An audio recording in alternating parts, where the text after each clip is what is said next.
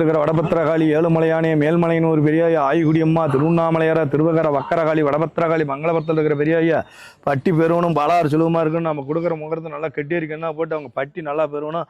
இன்னும் 10 மாடு வந்து ஐயா நம்ம கிட்ட வாங்கினா அவங்க பட்டியல் நல்லா நிறகடலாக இருக்கணும்.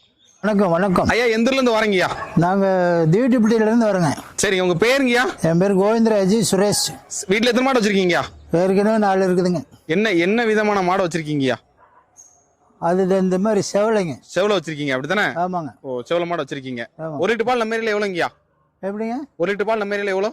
35 ரூபா 40 ரூபாய்க்குள்ள தாங்க போடுறாங்க. 30 35 தான். 30 35 தான். ஆமா. சரி, ஓகே. மஸ்டேங்கிறாங்க, அதுலயே அவ்வளவுதான் கொடுக்குறாங்க. ஓகே.